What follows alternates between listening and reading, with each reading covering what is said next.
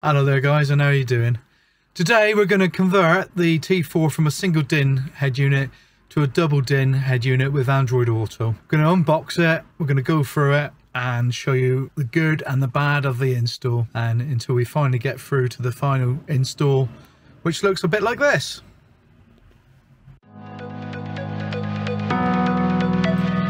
We're Mark and V, and this is our adventures.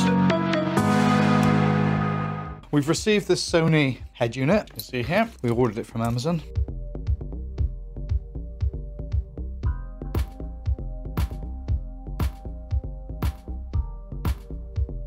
Some manuals, the fascia surround,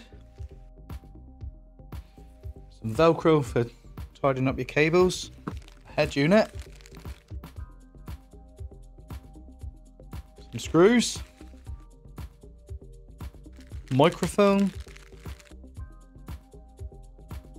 wiring loom, USB extension cable, 2 USB extension cables. So that's what we got. So if we look at the stereo, it comes with a double DIN cage. It's a single DIN unit. It's very, very short as well, so it doesn't intrude into your dash too much. So if you ain't got a lot of space in there, we're doing this for a T4. You might be watching this because you're interested in the stereo itself, not just, you know, you might have a totally different van. Now on the back of here, we have 2 USB inputs. Now I need to read up on the USB inputs because I believe one will do video and one won't. So we need to check up on that.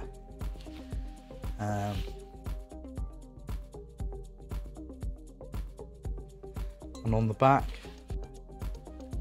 DAB aerial, standard aerial, your amplifier inputs, your mic input. Top comes away nicely. I'm being careful with it because we're going to reuse this in the Beetle, because that will give the Beetle a DAB stereo, because it's actually, the stereo is actually DAB, but what we want to do is we want to be able to have Google Maps and Android Auto in the van for when we're traveling further afield. So I've just released the stereo. I'll take that out. And hopefully everything behind is going to be nice because we haven't seen it. And yes, the wiring looks pretty good. So that's a good start. We're going to disconnect everything.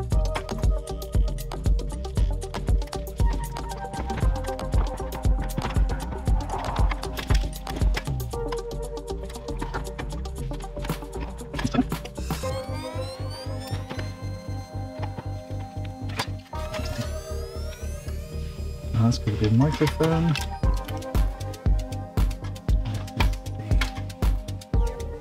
Aerial.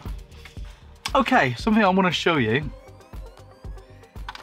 on the wiring loom, and this is specific to VWs. I think I've only noticed it with VWs. You notice the red and the yellow coming out of the stereo. You notice the yellow's going into the red on the loom, and the red's going into the yellow on the loom. Well, this is because if you don't swap them over, the head unit will lose its settings, and this has happened on every VW I've had so far. So I think it's a definitely a VW thing.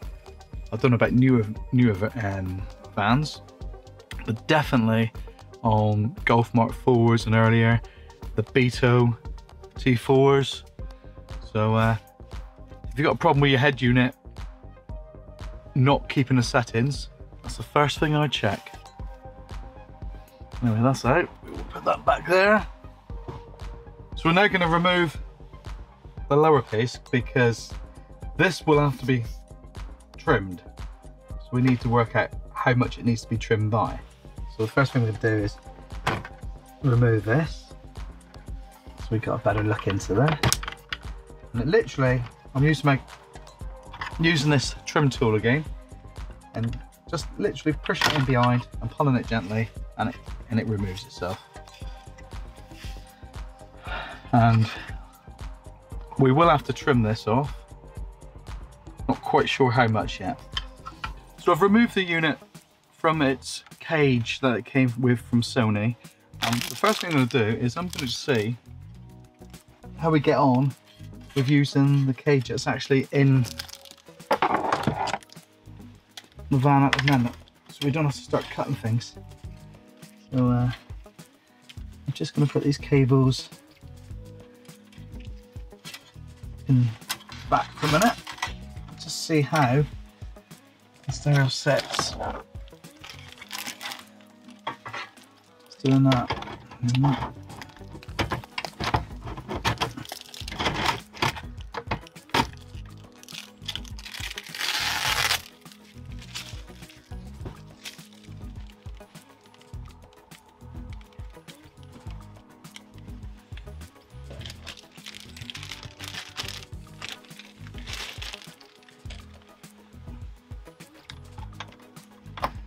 And that will go like that.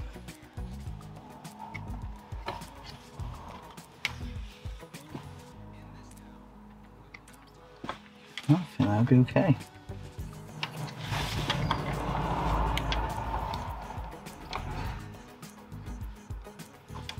That's how we're going to fix this trim.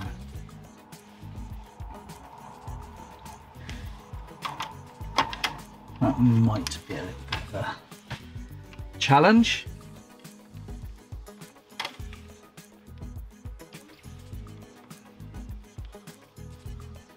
Does that look okay?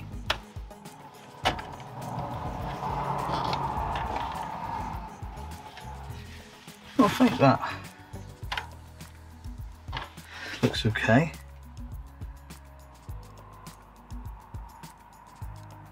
Yeah, I do. Okay. So that's what we're going to do. We're going to use the original cage. We're not going to use this cage.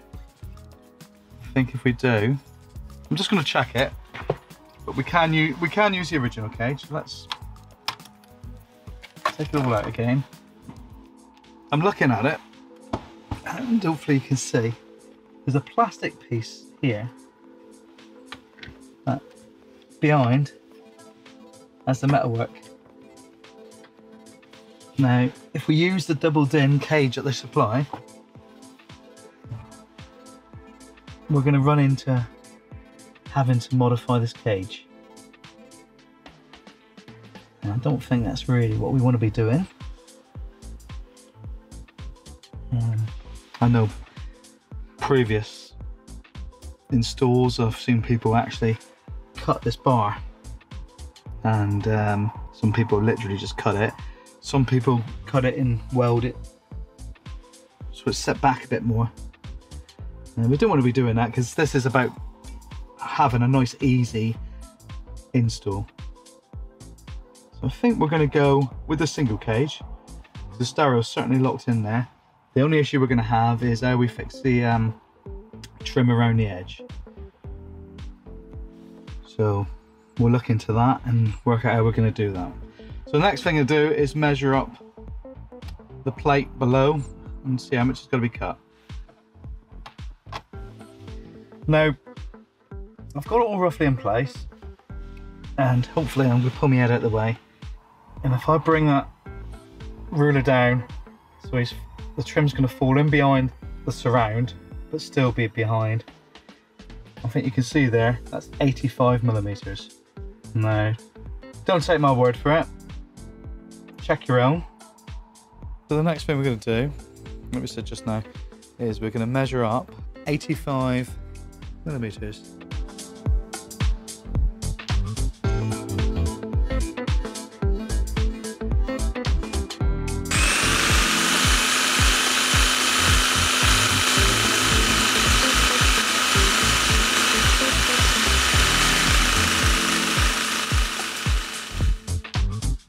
So we're back in the van, trim that down, so we're just going to refit this. Then we're going to offer the stereo back up.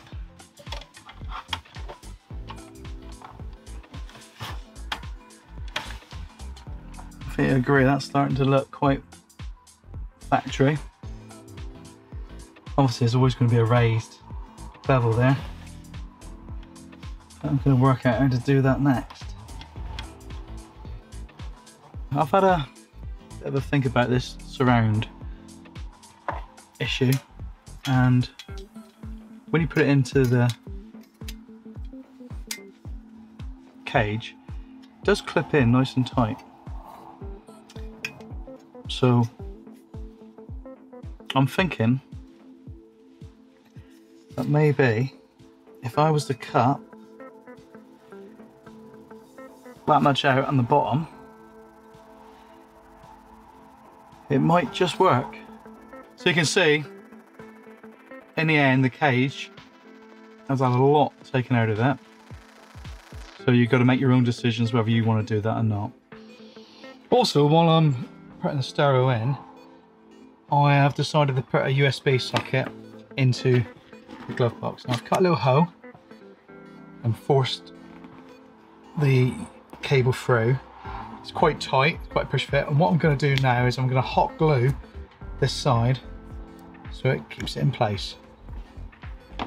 So you can see there, if I can just get it in the light, I've applied quite a lot of hot glue around there, and when that goes off, that will be really quite strong. You can't see it when it's back in the van, so it doesn't matter about putting a little bit more on. And on the inside of the glove box, you can see there we now have a USB.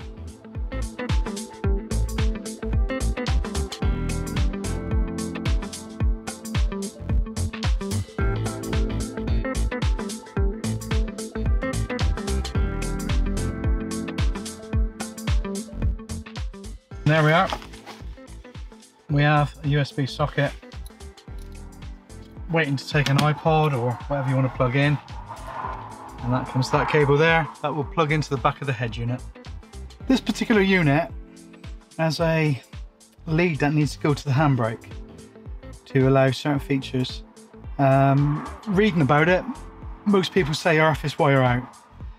So what I've done is the bar that goes across the dash, that most people cut and move, I've drilled a hole in there, and then I'm going to earth that to that bar, and that's directly to the chassis. So hopefully that will solve that problem. All the features will be available. Not that I'm going to play videos when I'm driving, but taking it back to the handbrake is a pain, so it's going to be a lot easier to do it this way. I'll just get that one. So you can see down there now, hopefully you can see, that lead is now earthed out, so that will save going down to the handbrake cable. Now, there's a couple other bits and pieces I'm going to do while we're waiting. The microphone from the original one is over there on the dash. It's quite a poor place. I think it would be far better suited either in around the steering column somewhere, or up around the top of the column there. So I'm going to see how much cable I've got, and I think we're probably going to try and feed it up there, because I think that's probably a better place for it to be. We'll see about that. And I've also bought this USB power adapter. I think we'll look at cabling that in as well. So we need to fuse it. So I need to check up what fuse is. I want it to switch on and switch off with the ignition. I don't want the chances of flattening the battery because of something's been left plugged into it when we're camping, for instance. And there we are. That's the wires pulled through. Still to be connected. But that one will go in there. That's nice and tidy, isn't it? Well, I've wired in the USB socket now. I've used a piggyback fuse. However, on a T4, fuse number 9 is not used. But this is an auto sleeper and fuse 9 was used, so I'm not entirely sure. whether it's powering something else. So I've used a piggyback fuse. That goes back to the USB socket, and I've earthed him out on that point there, which goes back to the chassis. Now that is is actually a switched fuse as well. So we come back here, I'll turn the ignition on, and hopefully you can just about see the socket coming on. So now we're a couple of days later, it's actually Sunday. I ordered the cable on Thursday, and it's finally turned up. So we've got the cable. And I'm gonna cut one of the switch blanks. And the first thing I'm gonna do is I'm making a cardboard template to make sure the hole is big enough. So I measured it widthways, front to back, and widthways, or widthways sideways, whichever way you want to call it.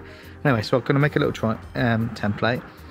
It's going to have to be slightly bigger on the width, just to take in any lugs.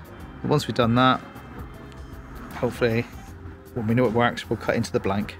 At this point as well, I will just like to thank the Just T4's Facebook group for giving me the enthusiasm to do this one. The cable was recommended to me by a guy called Dave Roller, and the original post for doing the Sony install was by a chap called Barney Harper. So both of you guys, thanks. Well, I started cutting the centre out with a knife, and then I remembered I have this tool, which is for when you're doing 3D printing and things like that. And there we have it. I think that is quite a tidy job. And there we are back in the dash, and I think that looks as neat and tidy as can be hoped. At the point now where we're going to connect everything up, and what I'm going to do, as I connect each USB connection, I'm going to just tape them, because if it comes off when you're moving cables around, it's a real pain. The one that's marked blue is the video one, the one I'm going to use for Android Auto, which is going to go to that socket there. And the one that's got the white label is going to come to the connector I put earlier into the glove box. We'll just tape that up. So in the glove box, I've now put an iPod, and then we'll figure out a way of making that a bit of a neater install in there as well at a different stage. I think we'll probably 3D print something. I'm not quite sure what we're going to do yet, but we will figure it out.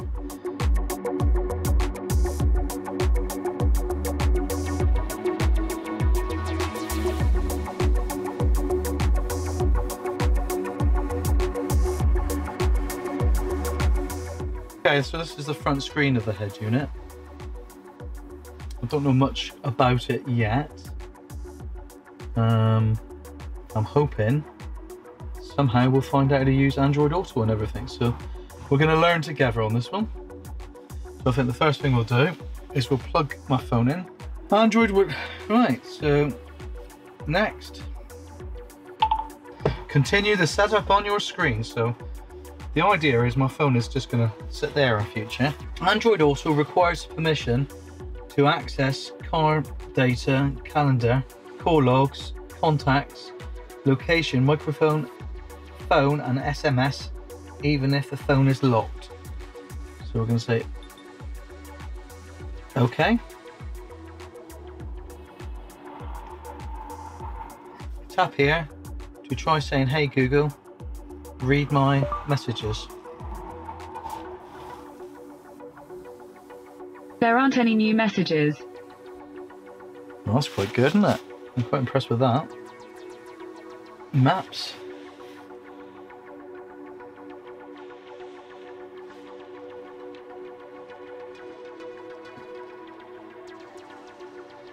Well, that all seems to be very good. Installed now, and I'm really, really impressed. It's a bit dark in here now. I don't really know if the van lights are going to make much difference, and get used to it. But anyway, what I wanted to say is I've now set it up. I've now set up web link, Android Auto. Now this web link, it pretty much mirrors your phone by the looks of it, and we've got YouTube there. And now this is what I think is really, really brilliant. So yeah, I'm going to go into YouTube, and if I was to go search,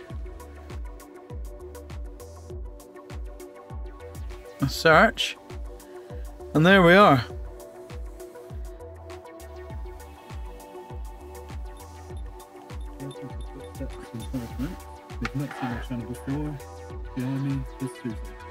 Watching Siouxsie in Siouxsie. How mental is that? What we're gonna do. Just love that. We'll come to the end of this video. If you enjoyed the video, please give it a like. And if you want to see more, subscribe to the channel. And we'll see you next time. And hopefully we'll have more adventures with Siouxsie. See you later, guys. Bye.